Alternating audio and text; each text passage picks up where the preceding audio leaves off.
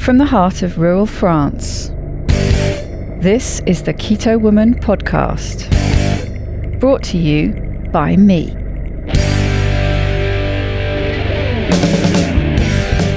Hello Keto Lovelies, I'm Daisy Brackenhall, and I've spent most of my life struggling with my weight and confidence, and have always had a difficult relationship with food. Even when I finally got to my target weight after weight loss surgery and eating low carb, I couldn't maintain it and I was miserable. I've been keto now for over 2 years, and it has given me the freedom to fall in love with food again, without the constant gain, loss, guilt, virtue cycle of before. Health and happiness is where it's at now, running on fat. Welcome to the Keto Woman podcast. Each week I'll be chatting to inspirational women, maybe even the odd man, to discover the secrets to their success so that I can share them with you. So what is keto? Keto is a way of eating that enables you to switch your body's main fuel source from sugar to fat. Who doesn't want to be a fat burner? But how do we achieve this? A great place to start is by keeping carbs under 20 grams a day. So things like leafy greens and above ground vegetables, plus some nuts and seeds and the incidental carbs you find in things like dairy.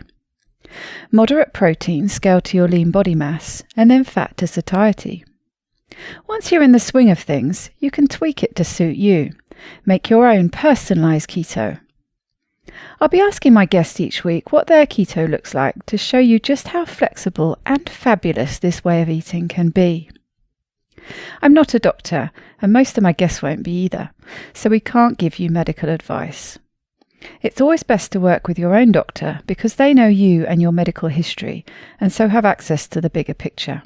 Thank you William Parker, aka Big Yogi, Joyful Keto Life, and Daryl J. Detweiler for supporting me in this podcast by making a pledge at my Patreon page. Would you like to hear your name here at the top of the show? Are you enjoying this podcast and would like to help me make more episodes? Then head over to my Patreon page at patreon.com/KetoWoman or hit the support button on the Keto Woman podcast website. It means a great deal to me, and you will get to headline the show, just like Yogi, Joyful Keto Life, and Daryl did today. This week I'm joined by extraordinary man Tom Naughton. Tom began his professional life as a writer and editor for Family Safety and Health magazine. In the many years since, he's worked as a freelance writer, a touring stand-up comedian, and a software developer. Fathead, his humorous documentary about the lousy health advice handed down from official sources, has been seen on Netflix, Hulu, and Amazon Prime, as well as on television networks in several countries. His speeches and other health-related videos have been viewed by millions of people online. Tom now lives on a small hobby farm with 1 wife, 2 daughters, 2 dogs, 1 cat, and dozens of chickens. I was thrilled when I opened my email one day to see a message from Shariva Naughton asking if I would like to watch the film and interview Tom on my podcast. Hell yes. So I got to ask Tom all sorts of questions. Hopefully I included some of the ones you would have liked to ask too. Do get a copy of the film. It's really good fun and a great watch for all the family.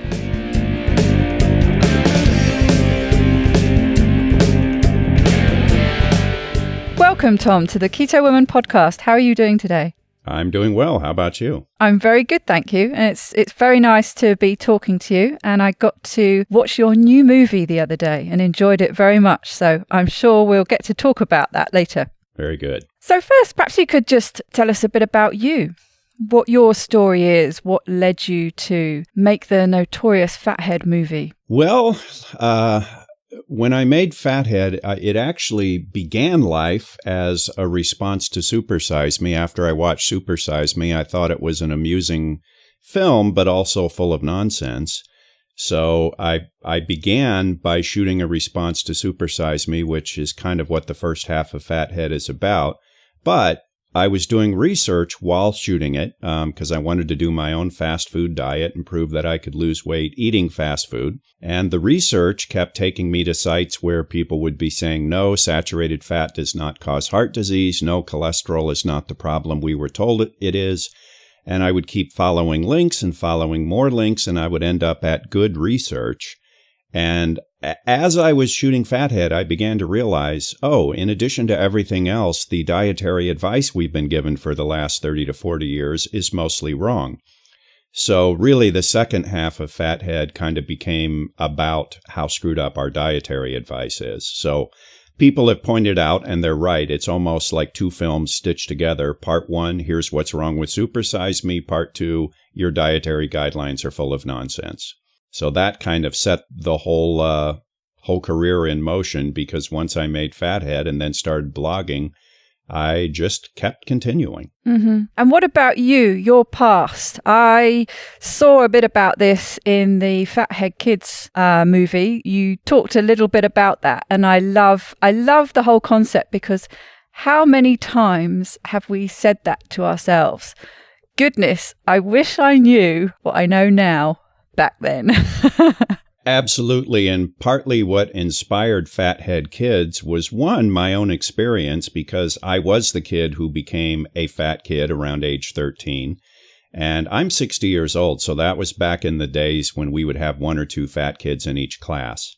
And then I became one of them. So I remember that body shame, of being 14, 15 years old and having a fat belly and skinny arms and legs and growing the boy boobs.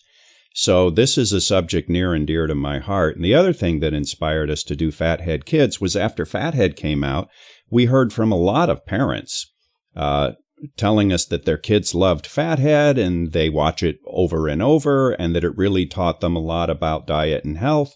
And that got my wife and I talking about, what's our next project going to be? You know what? It should be something that we actually direct at kids. And of course, many people who have read the book or seen the film have said, well, yeah, you made it for kids, but I'm an adult and I learned a lot from it too. And that was certainly the intention. But more than anything else, we wanted to make sure that we explain this in a way that our daughters, who are now 15 and 13, we wanted people our daughter's age to be able to understand it, because, as so many people told me when they sent me emails about Fathead, gee, I wish I'd known this when I was a kid. And boy, do I relate to that thought. Absolutely. And I think it's a real skill. You talk about conveying that message in a way that kids can understand. But I think it's a real skill to bridge that gap so that kids and adults can watch it, and the adults don't feel like it's condescending. They get things from it too. They enjoy it. I enjoyed watching it. I learned things from it. And I'm far from being a kid. So I love that you can bridge that gap. Well, thank you. And I mean, that was, of course, the most challenging part of it was, we kept asking ourselves over and over, how do we explain this at a level that kids can relate to? I'm a big believer in the power of analogies when you are explaining things. I remember all the way back to high school, I had a physics teacher, and I still remember telling people, this guy could explain physics to a 5-year-old. And what he did was he kept coming up with really brilliant analogies for explaining things. And I've always remembered that. And I did used to be a journalist, by the way, and that was something I tried to incorporate when I would write a health article. I would try to keep bringing analogies into it. So we kept looking for analogies when we were writing the book, which came before the film, and struggled, actually, because I came up with analogies that worked for each individual chapter, but it didn't work as a whole unit. I remember when in early drafts, to explain how you have a metabolism and it determines how much energy you burn. I had this house with a thermostat and the air conditioner's on and the windows open, and that, why the house would use more or less energy. It made sense for that chapter. But then for explaining how the fuel system works, I'm like, well, you can burn sugar, you can burn fat. So I had this car that had 2 fuel tanks and, what determined when it burned the sugar and when it burned the fat. Each individual chapter made sense. But when I looked at the whole thing as a book, I thought, I'm jumping all over the place here. I've got this analogy and then I've got that analogy. So I did what every smart husband should do. I had a discussion with my wife and I said, here's what bugs me about this. And she actually was the one who came up with the idea. We kicked around a lot of ideas. She's actually the one who came up with the idea for the spaceship. God bless her. And once we started talking about it in terms of let's turn the body into a biological starship, because a starship, like a house, it needs heat, and you will have the energy usage going up and down. It needs fuel. It can have the different fuel tanks. And once we settled on that idea, suddenly all the analogies for everything we were going to talk about just fell right into place. At that point, the writing became much easier. Now I knew where I wanted it to go. Gosh, it shows as well how often collaboration is what makes a project, that just having somebody to bounce those ideas off, and in this case who came up with the answer you were looking for. I do love it, and I love that it's another thing that bridges that age gap is using the whole riff on the Star Trek characters. Yeah. Because it's something that all the generations will be familiar with, and it reinforces the lessons, if you like, that you're telling throughout, because you go back to these same characters that you get increasingly more familiar with what their roles are as the film goes on. Yeah, once my wife floated the idea of the starship, then that's exactly what I started thinking of. It's, oh, wait a minute, we can have a Mr. Spock-like character who's all about the science, and we can have a doctor character who chimes in about medical issues. And then, of course, suddenly, well, how are we going to explain metabolism? Well, the ship's chief engineer, who's going to be named Marty Metabolism. And in the film, he'll have a Scottish accent for some reason. And then it all fell together. And this was very much a collaborative effort because we knew all along, when I was writing the book, we knew my wife was going to illustrate. And in order for the illustrations and the words to work together, we had to talk about each concept and kind of storyboard it and say, how do we explain metabolism? How do we explain it going up and down? Well, Marty, our engineer, is going to have this control panel where he's doing all these different things in the ship. So everything in the book and the film was very back and forth. How about if we did this? Could you draw that? Would it make sense if we showed it this way?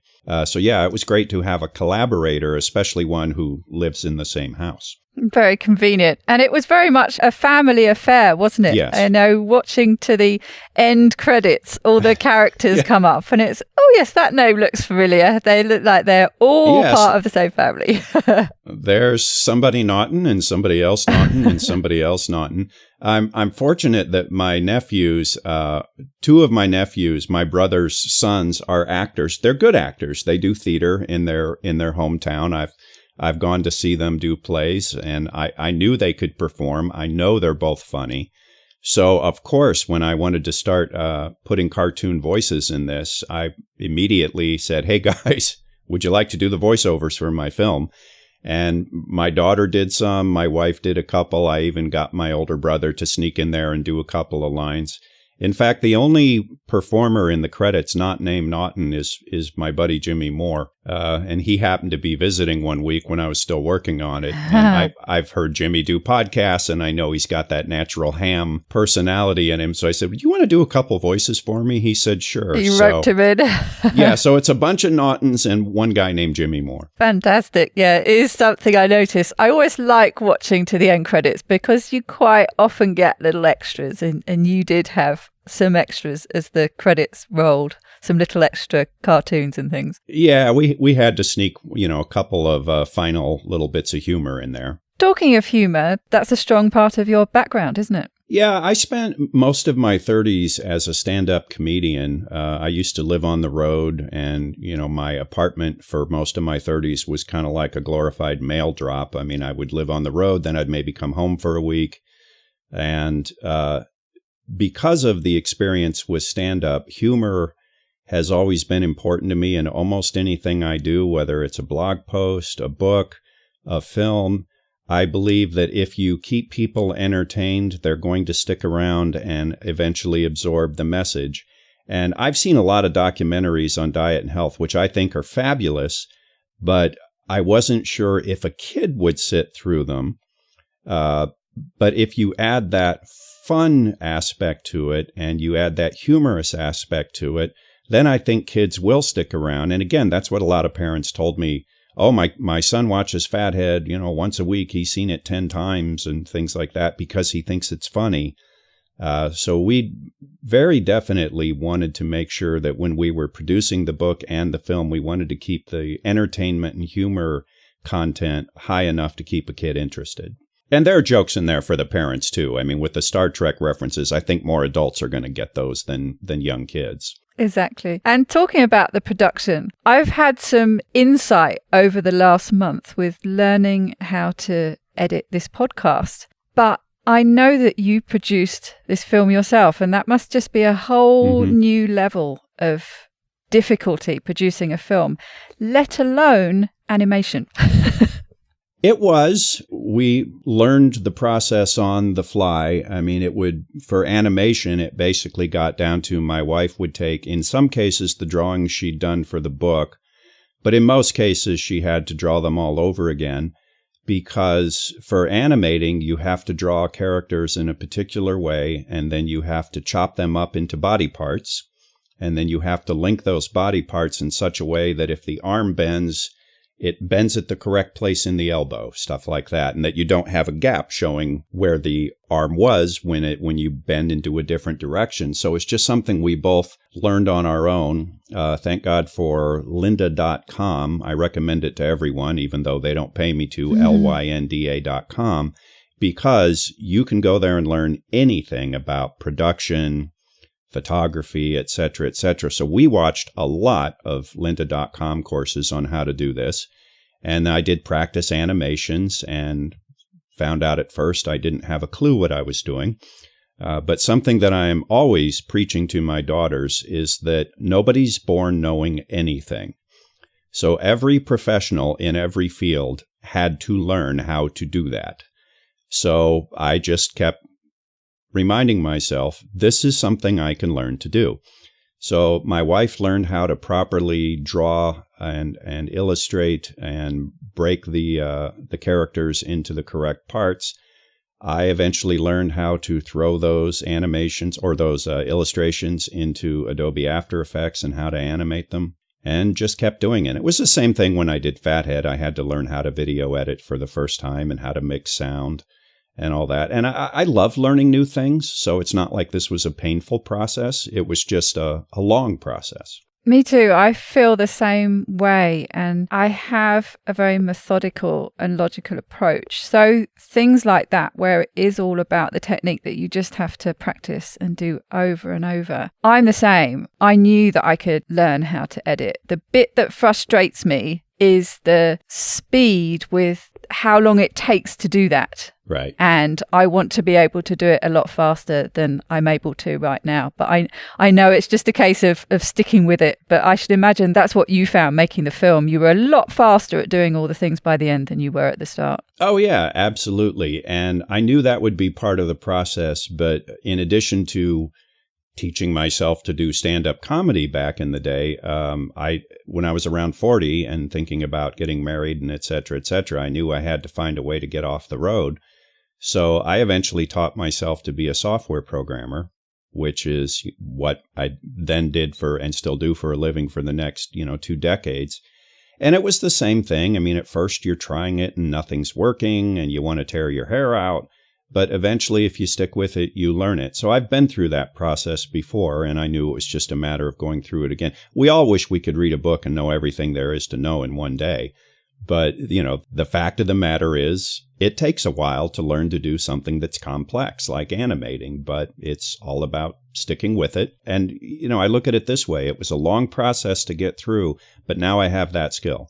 So the next one I do, the next film I do, or next video cast I do, or wherever I decide to use animation next time, I know how to do that now. Exactly. And going back to the origins of Fathead, where did the name come from? Is it literally just as obvious as it sounds? Did you throw some other ideas about names? What are the ones that ended up on the cutting room floor? That film spent a long time untitled just because I had to save the documents into a folder with some name instead of Super Size Me. Because I was originally responding to Super Size Me, I threw everything into a folder called Super Slap Me just so I could find it on my hard drive.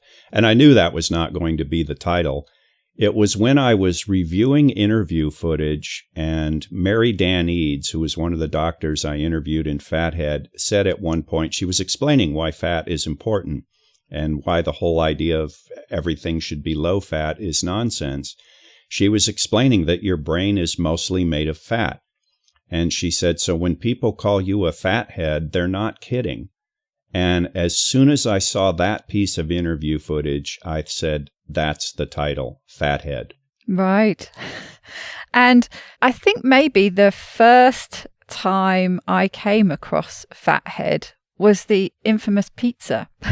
The pizza base. Everyone was talking about this pizza base we could have called Fathead. And I went searching, and that's where I came across the blog and the film and so on. And the irony of that is people call it Fathead Pizza and they give me credit for coming up with it. I deserve no credit whatsoever for Fathead Pizza. That recipe originally came from a site called Cookies Creations. My nephew tried it. He liked it. He altered it a little bit. And then my brother told me, hey, this makes a really great pizza. And I said, well, have Eric, that's my nephew's name. I said, well, have Eric write up a little post about it and post the recipe and some pictures. So he did. So my total involvement in the whole process was saying, well, why don't you have my nephew write that up and put it on the blog? And now everybody calls it Fathead Pizza. And I actually had email exchanges with the woman from Cookies Creations who said, don't worry about it. No worries. I'm glad the recipe's out there, but people call it Fathead Pizza. And I'm grateful for that. But believe me, I did not come up with it. Other people did. I know. And I remember reading the article where you actually said that. And yes, great respect for that. Because it's something that irritates me where people don't, when you've taken a recipe, and yes, you might have tweaked it a little bit, but you've totally just taken a recipe on board and you love it, and then you've shared that. I do think you should give credit. Yeah. So I always really respect people who do that. And then that recipe again has been taken off. And I mean, I don't know of a keto food blogger who doesn't have a variation of the Fathead pizza dough. Yeah, and I get Google alerts, because the word fathead is in there, and people say, I made fathead muffins or fathead this or fathead that using the Fathead pizza recipe as the base. It's like, well, it's great that it's out there. But way back in the original post that my nephew put up, he linked to Cookies Creations. So credit where credit is due. Everybody out there who loves the Fathead dough, thank Cookies Creations. Yes, absolutely. So you effectively popularized it. That's what it comes down to. But I guess so. It's quite something that people don't even need to say pizza dough. All you've got to say is, I've made this using Fathead. Right. So they'll say Fathead cookies or Fathead cinnamon rolls or whatever it is. And everyone knows exactly what you're talking about. Yeah, I guess so. So I guess it worked out the way it should have. It did. But it's really nice that you give credit where, like you say, where credit's due. And so back to the Fathead Kids movie, you've got lots of great interview snippets in there. There are lots of people you obviously went off to interview to contribute. Mm-hmm. Not every year, but most years I go on the low-carb cruise, the one that Jimmy Moore puts together, and he always has fantastic speakers on that cruise. So once I realized I was going to make this book and film, and I knew from the beginning that I was going to do a book and immediately turn around and turn it into a film, I just took my camera with me when I went on the cruise, and I would drag someone, one of his speakers into a room and record. And I think the only interview that I didn't get from one of the cruises was Dr. Robert Lustig, because I was a speaker at the Ancestral Health Symposium one year. And he was there, and I have tremendous respect for his work. So I grabbed him at that. And, actually, now that I think about it, also Nora Gedgaudas and Dr. Feynman were at that conference. So, yeah, I grabbed interviews with them because I happened to be at the Ancestral Health Symposium. And then the rest I grabbed from the cruise, which was nice because these were trips I was going to make anyway, as opposed to Fathead. I was flying around the country, specifically to get people on camera. So it was quite awesome to just have them already there and already available.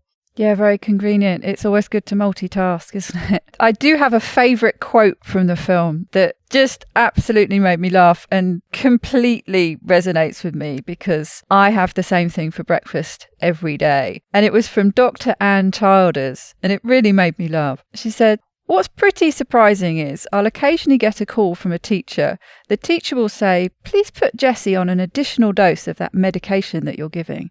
And I'll say, what? Bacon and eggs? I love that. I actually had a difficult time when we were conducting that interview, not laughing out loud at that myself, because, of course, you don't want to hear the interviewer laughing in the background. But I agree with you. That quote says so much in that one sentence about what's right for kids and about what's wrong with our dietary guidelines. You know, we have so many kids these days being diagnosed with ADHD, and I think part of that, is just more awareness on the part of the schools. Back in the day, kids who had what we now call ADHD maybe would have just been labeled troublesome kids. So I think it's partly a matter of we're diagnosing it more. But I also think we have more kids these days who are having difficulties concentrating because their diets are so horrible. Yes, an additional dose of bacon and eggs. That's what a lot of these kids need. Yes, I love that section, that chapter. I like the way the film was broken down into chapters. It felt like, I tell you what it felt like. It felt like something that could be used in schools where they show, a chapter per lesson, whether it's daily or weekly. It could easily be broken down into those little sections that you could just watch that chapter and then have a discussion about everything that was talked about in that chapter. And of course, that was partly to make the film be more or less like the book. I mean, obviously it's animated and there are voiceovers, and we didn't have cutaways to interviews in the book. But the outline, the chapter list is pretty much the same as in the book.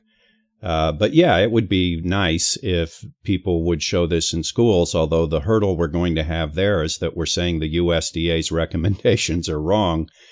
And in America, schools, public schools at least, are required to follow those guidelines. So I'm not sure how school districts are going to feel about showing a film where I'm saying, by the way, the lunch that they're about to serve you is based on guidelines that are incorrect. Yeah, a little bit tricky. But yes, I did like that chapter where you talked about mood and behavior and how important it is to set yourself up right for the day. And those kids in class who are looking out the window or being disruptive, that's quite likely what it comes down to. Yeah, and I mentioned this, I think in the book, we didn't have, whenever you do a film, you have to kind of take a book and trim it down. Otherwise, it turns into a mini series. So not everything that we covered in the book is covered in the film, or maybe not covered the same way in the film for brevity's sake. But one thing that occurred to me when I was working on that chapter in the book anyway, I remember, again, I'm a software programmer, and I remember I was in a meeting with a guy from a company who needed me to write a fairly complicated piece of software for them. We started the meeting in the morning. Then we had lunch. I had a salad with chicken. He had a big sandwich on white bread, a bag of chips, and a Coca-Cola. And about an hour to an hour and a half after lunch, he starts obviously kind of nodding like he's going to go to sleep. And then he said, I'm sorry, we're going to have to continue this discussion tomorrow. I'm brain fried. I can't think about this anymore. And I'm thinking, really? Because I could think about this for another 8 hours. And he was probably 15 or 20 years younger than I was at the time. And I'm thinking, this is not that your brain is fried. This is that you ate a lunch that caused your blood sugar to shoot up and then drop like a rock. And now your brain is trying to go to sleep. You think about that with kids in school who eat these awful, sugary, carb-laden lunches. How are they supposed to concentrate in the afternoon? Yes, it's no wonder that they just lose focus or start playing up. Yeah. And I remember when I was a kid, again, around that time that I started gaining weight, and, I was living on cereal and bread and pasta and all those quote-unquote healthy foods. And my parents remember that when I was around that age, I had a well-deserved reputation for having a hot temper. Mm-hmm. I would sometimes fly off the handle and go into these rages over what really should have been inconsequential frustrations. Nobody who knows me now thinks I have a hot temper. People who know me now think I'm very calm. Well, my personality didn't go through a sudden shift. I can guarantee you it was all about diet. and how I'm feeding my body and my brain. And one of the lovely letters I got after Fathead went to Netflix was from a woman telling me that she and her husband had switched their diet after watching Fathead because they wanted to lose weight, which they did. But she said, that's not why I'm writing you. I'm writing you to tell about the effect of this diet on my son. He was failing in school, and he was known for his rages. And then they switched to a high protein, high fat, low carbohydrate diet to lose weight. She said he has become an A student, and he's calm and happy and funny. That was from a switch in diet. And again, it makes you wonder how many kids are diagnosed with behavioral problems and put on drugs when, as Ann Childers said, what they need is an additional dose of bacon and eggs. Yes, exactly. They need to be diagnosed with the wrong diet. Yes. And so what about your kids? You know, how does it work in a family environment? I mean, I know I find it easy because it's just me. I live on my own, and so I can clear out the cupboards. I have a real problem with carb addiction, and I just can't be around those kind of things. And so, but it's easy for me because I can just have exactly what I want in the house, and so not have any of those things in front of me. How does it work in your family? Because I know some families have to cater for people in that family who don't want to eat the same way as they do. Does everyone eat the same way? Everyone eats in a similar way. The way we handle it, my wife and I are very careful about not turning into the food fascists. Because especially when you're dealing with teenage kids, there's that urge to rebel anyway. Exactly. Whatever you're asking them to eat, even if it's something that they would love, if you're saying you have to eat that, I can remember it completely. Automatic response is, I'm not going to eat that. Exactly. So we control it by being careful about what we have in the house. We don't have cereal in the house. We don't have white bread in the house. My daughters do like, there's a particular brand of gluten-free bread. They like that. I'm okay with them having it. Kids, unlike those of us who became insulin resistant and overweight and need to watch what we consume as adults, I don't think kids necessarily need to be on a low carbohydrate diet. What they need to avoid is being on a junky diet. So my girls will eat some gluten-free bread, but, for the most part, we just handle it by being careful what's in the house. There's no soda. There's no Gatorade. There's no boxes of juice in the house. There's no cereal. There's no white bread. Now, if my wife's cooking dinner and my daughters want a potato with dinner, I'm fine with that. I don't think potatoes make people insulin resistant. Once you are insulin resistant, you may have to skip that potato, but they're kids with healthy metabolisms. So as far as I'm concerned, if they are avoiding junk most of the time, that's good. A point we bring up in the book is you don't have to have a perfectly good diet.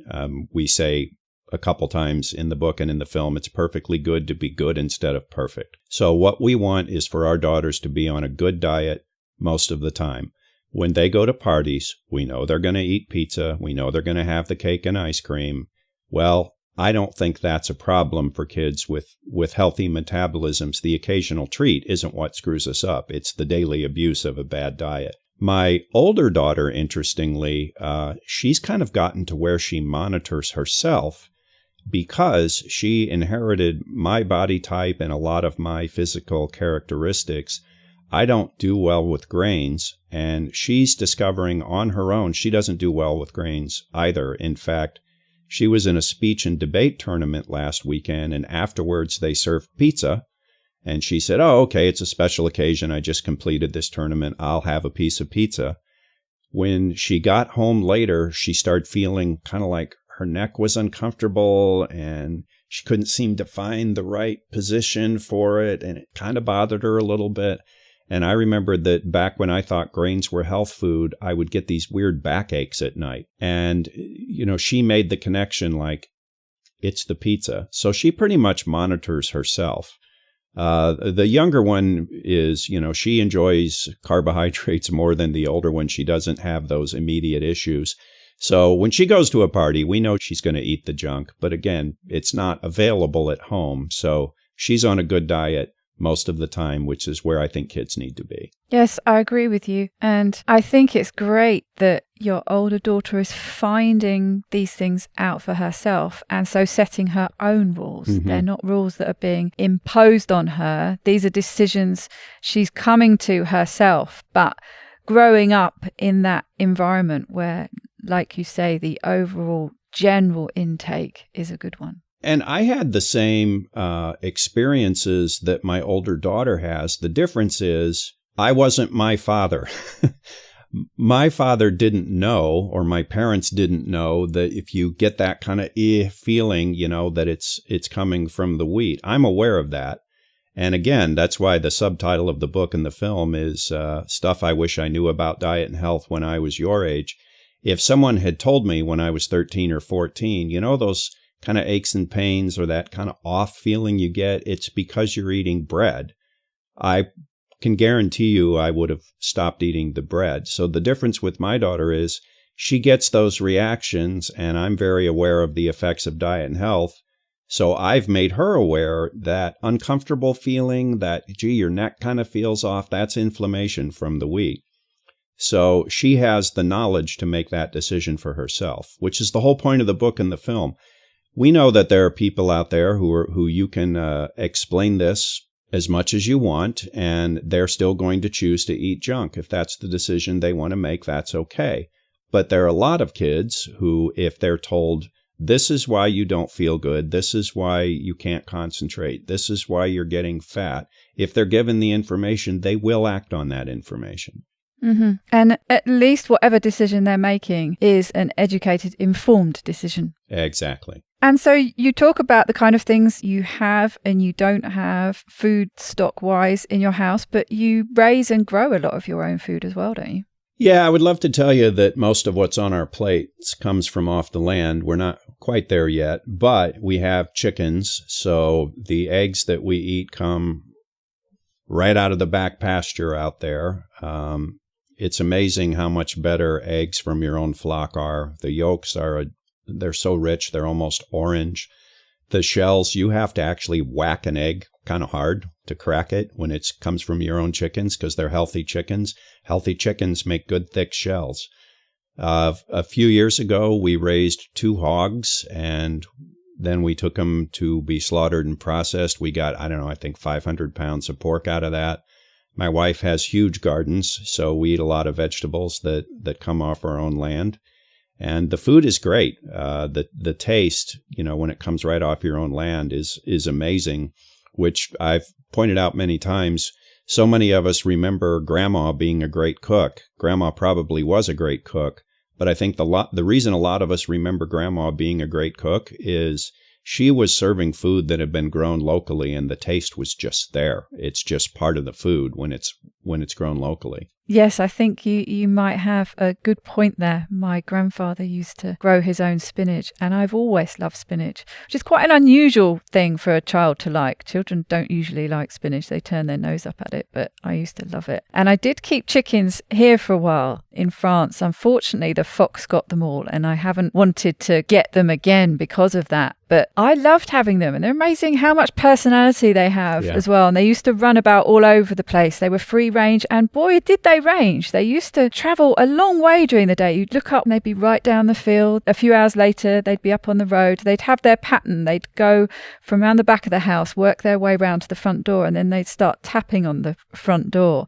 They were fabulous. And like you say, the eggs were so rich from all that foraging and the bugs they were chasing and eating. And nothing compares to fresh eggs and fresh vegetables. Like you say, the difference in taste when you've just literally picked that 5 minutes ago and cooked it and eaten it, it's worlds apart, isn't it? Oh, it absolutely is. And a couple of years ago, we had a company work event, and for whatever reason, they chose to hold the event on an organic farm. So one of the options available was to take a little tour of the farm. This is a farm where they don't even use pesticides. Everything's organic. And the woman who owns the farm explained to us that the produce that you buy at the grocery store is not bred for flavor. It's bred for durability. It's bred to be able to be shipped a long way without getting bruised. and to maintain its color. But it's not bred for vitamin or mineral content, and it's not bred for flavor. It's bred to look good in the store after it's been shipped 500 miles. So absolutely the difference between what you grow yourself and what commercial ventures are growing for you, it's a very big difference.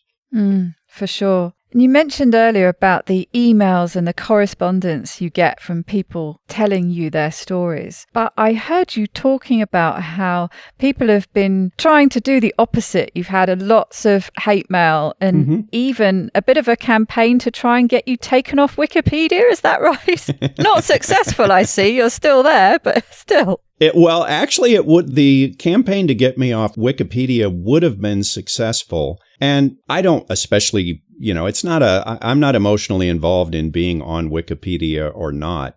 What annoyed me was that some editor had obviously targeted everyone in the low-carb community for deletion. And this was clearly all about one editor's personal campaign.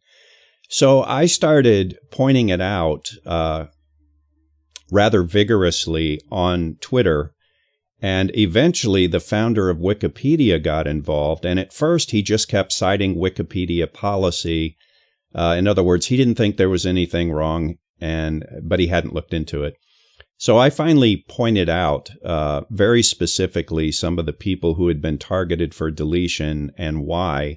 And I asked him, do you really think this is simply someone making an objective decision, or does this look like someone inserting his personal bias? So he eventually looked into it, and lo and behold, he did determine that that particular editor was applying his personal bias, and he undeleted or marked for not deleting Fathead. And again, if Fathead had disappeared from Wikipedia, it wouldn't have made any big difference to me. It was just the fact that this was so clearly someone who had a bone to pick with the low-carb community. My guess is probably a vegetarian or vegan, because they're usually the ones who hate low-carbers. And then, of course, yes, I get the emails and the comments on my blog from people telling me, you're telling people to eat meat, you're going to kill them. Way back when Fathead first came out, I got a nasty email from a doctor telling me that by telling people no, cholesterol and saturated fat are not the problem, you're going to be responsible for the deaths of people who eat saturated fat and cholesterol. I mean, I still get those once in a while. Honestly, I don't care. It goes with the territory. So when I get those, most of the time, if I open my email and 2 sentences in, I realize it's one of those hate emails, I just delete it. I'm not going to bother to respond. People like that are not open to having their minds changed. They will happily waste your entire day with an argument that goes on forever. I have more important things to do. So when I get one of those hate emails or whatever, I just basically delete it. I don't care. And for every one of those I will get at least 100 emails from people saying, I watched Fathead and I changed my diet and I lost weight and I feel great for the first time in my adult life. Those are the emails that matter to me. Yes, that's right. It's the best thing for them, really, just to put them in the bin. But yes, the whole Wikipedia, I just didn't understand the logic behind it. What possible thing, what were they citing? What was the reason to have you taken down in the first place? Like you say, it's the principle of the thing. It was the principle of the thing. And of course, the editor who was involved, and by the way, he ended up changing his handle a couple of times. That was part of what convinced the founder of Wikipedia that something odd was going on here, because apparently they're not supposed to do that. But he couldn't just come out and say, I'm marking all these people for deletion. It was me, it was Fathead, it was Jimmy Moore, it was Ufi Ravenskov, it was Malcolm Kendrick. Again, it was basically anyone who's known in the low-carb community, and certainly anyone who says saturated fat and cholesterol are not deadly. He couldn't just say, I want these people deleted because I disagree with them. So he kept coming up with these other bogus reasons, such as marking Fathead for deletion because it's not a significant film. Well, I mean, I guess we could argue about what significant means. Millions of people have watched it. So to me, it's, at least sort of significant in that way. In every case, he was coming up with some other excuse. But if you dug into his comments on other articles, which I did, you would see references to these crazy low-carbers, et cetera, et cetera. So that's when it became obvious we were just dealing with someone with a personal bias. As far as what logic was involved, there was no logic. It was obviously someone, again, my guess is a vegetarian, who just didn't want this message out there. And the reason it annoyed me, again, the principle of the thing, it's not that that person disagrees. Go ahead, disagree. I'm fine with that. But I'm a big believer in the marketplace of ideas. You put out your information and your argument, and I will put out my information and my argument, and we'll see who's more convincing. That's the way it's supposed to work. This was someone who obviously didn't want the views that oppose his own to even be seen. That's the part of it that annoyed me. It was someone trying to essentially shut down the conversation because he didn't like what was being said. Yes, exactly. And that is a big problem. Because as we know, different ways of eating suit different people. Mm-hmm. You know, there are people that being vegetarian and vegan is perfect for them. And you're never going to convince them to eat the way you do. And you probably wouldn't want to. But that's the problem, isn't it? Just trying to shut down those opposing views. Like you say, we need them all out there. And that's what I see as the difference. And again, I'm only going by my own experience. So keep in mind, this may not be everyone's experience. But in my experience, if a meat eater stumbles across a vegan website, they don't jump in there in the comments and try to convince people, no, you're wrong. You're all going to die. You need to eat meat. And yet, for some reason, and I think it's because we're talking about a belief system that for many people is essentially a substitute religion, and therefore they kind of have that religious zealotry about them. If you have a site where you tell people it's okay to eat eggs, it's okay to eat meat, you will get people in comments who think they're going to make the argument you've never heard before and convince you need to go on a vegetarian diet. In fact, I got so tired of answering those people one by one, I finally just wrote a very long post called To the Vegetarian Evangelist, where I dealt with all the arguments that they always make and gave my answer to them. And I said at the top of the post, the reason I'm doing this is not because I think I'm going to change your mind. I know I won't. I'm writing this post so that when one of you shows up making the same arguments that I've already heard 100 times, I'm just going to point you to this post and bid you good day. So that's what I did. And now when I get one of those people show up, and again, I have never, ever, ever heard one of them make an argument I haven't heard and dealt with 100 times before. When one of them shows up, I just link to the post. I've already responded to this. Have a good day. That sounds like a perfect strategy. I think that is the problem with that community in general. It's this aggressive, militant attack nature. I did come across a very different character when I interviewed Carrie Dilulis, who is vegan and keto. And she gave me a whole different appreciation of that way of eating. Almost tempted me to try it, but I can't quite give up the meats. But she actually arrived at that through finding what suited her and her health, right, and actually came to it via carnivore. So she had tried all different things, including the absolute opposite, but that's where she ended up feeling better. So she didn't have that militant aspect to it. It was purely an individual health decision. And I wish more people approached it in that way. Right. And I'm not familiar with her, but it sounds to me that for her, this was a science and health issue. Yes, she's a scientist. Which is what it should be. And I should point out, because I get a lot of these hate emails and occasional comments on the blog from vegans, I'm happy to poke them right back, and people think I'm hostile toward vegans. I'm not. I'm hostile toward people who can't resist preaching at me. So I should point out that they're certainly not all that way. I suspect it's a minority of them who are that militant. In fact, I had a friend, it was a woman I was in a show with in Los Angeles. I knew her for, I don't know how long before I even knew she was a vegan. So she was the antithesis to the joke, how do you spot a vegan in the crowd? Don't worry, they'll tell you. She was not like that at all. And this was stunning to me. Eventually, I did learn she was a vegan.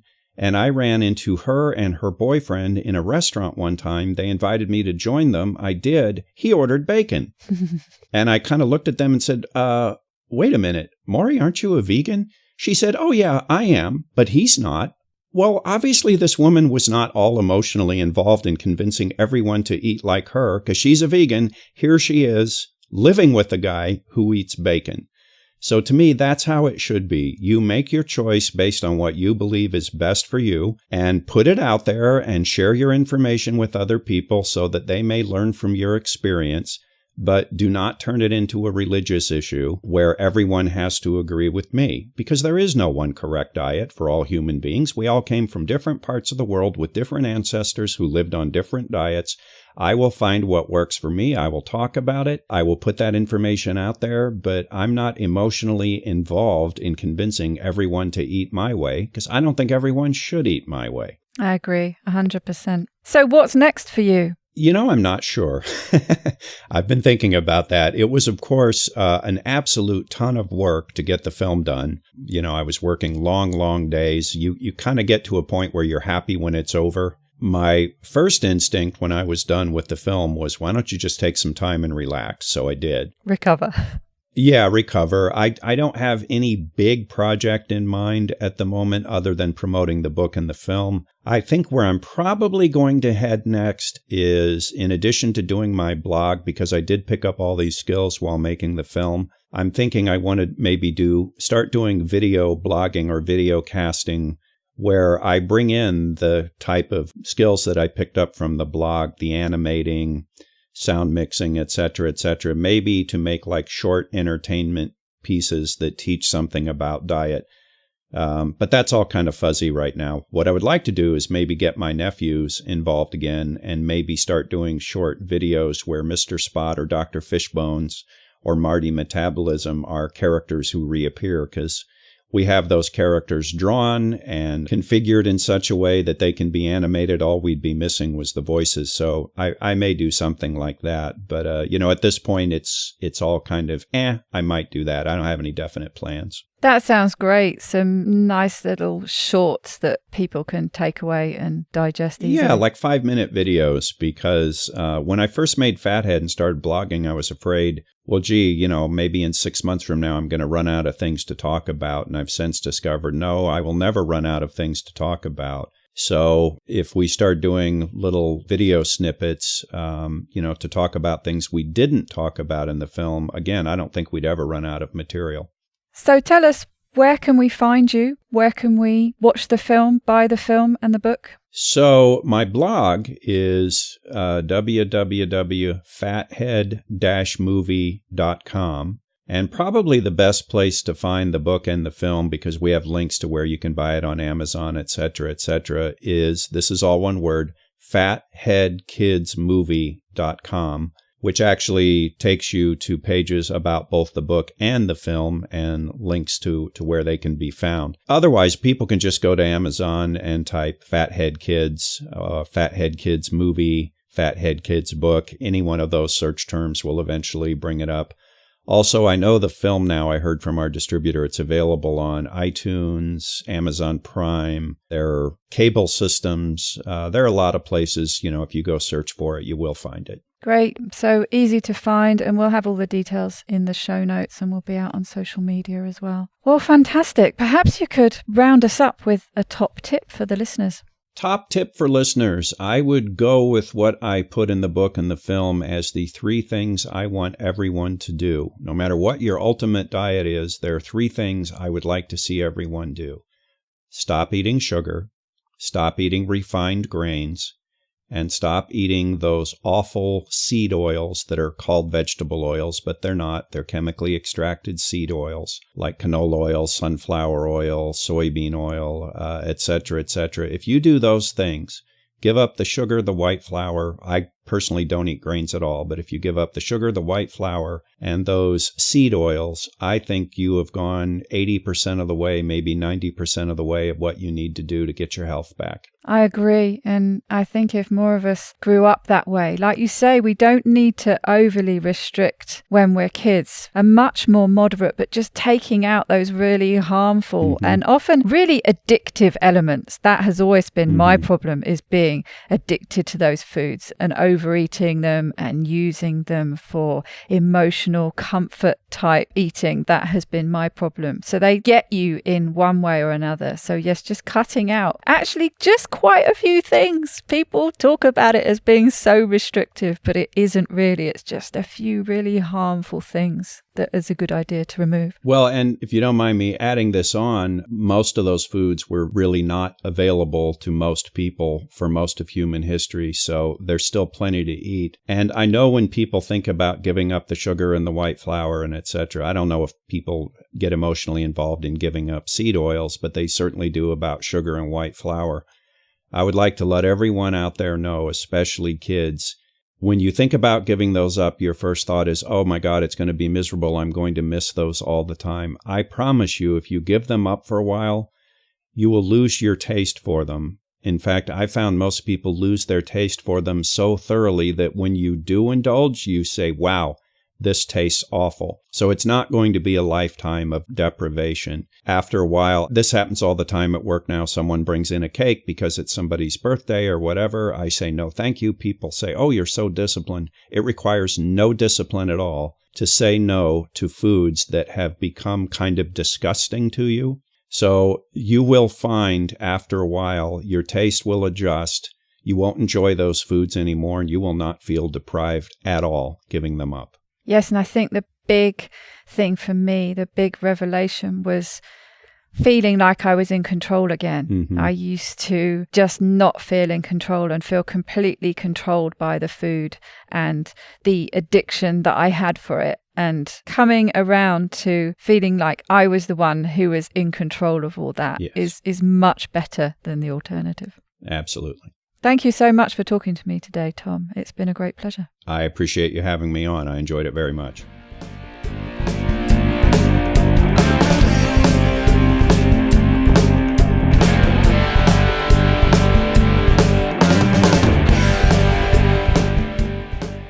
A number of people have been asking me how the editing's going. Really well, thanks. I'm enjoying developing the technical skills involved. It makes pulling the audio clips out that I've recently started putting on social media easy because I'm the one who is there with headphones on going over and over the audio. It's funny though how easily you lose the thread of the conversation when you're focused in on the minutiae, and it's during the final listen through that I pick them out. Time is a real issue though, and how much of it I spend trying to perfect the show before I upload it and set it free. Knowing when to stop and when good enough is something that I'm also having to learn. And I was reminded the other day by Louise of that great quote, "Don't let the perfect be the enemy of the good." There are so many things I want to do, including make more podcasts. And so I need to learn just to get stuff done so that I can get them all out there for you to hopefully enjoy. Thank you for all your messages of encouragement and support. It really does mean a lot, and you all keep me going when I'm pulling my hair out in frustration. To get the resources and links from the show, please go to ketowomanpodcast.com. Are you my next extraordinary woman? Maybe you've got an idea for a show, a topic you want to hear about. Let me know how I can tickle your earbuds by dropping me a line at daisy@ketowomanpodcast.com. If you fancy joining me on this exciting adventure and want to help me create new episodes, please go to my Patreon page at patreon.com/ketowoman or simply hit the support button on the Keto Woman Podcast website. Please help other people hear about and find this podcast by reviewing the show on my Facebook page and iTunes or whichever podcast app you use. It doesn't go unnoticed by me, the people who regularly like, share and comment on my posts. Your support means the world to me. Thank you. This week's end quote is from Dr. Anne Childers, who is talking here about chronic mental health conditions on episode 15 of the Biohacker podcast, and I thought it linked really well to the quote from the Fathead Kids film, although it's not quite so amusing. And yes, I'm going to email her, asking her if she'd like to come on the podcast because she's pretty awesome. Changing the diet and getting those moods stabilised will help reduce and in some cases eliminate the need for medications. Bye-bye, Keto Lovelies.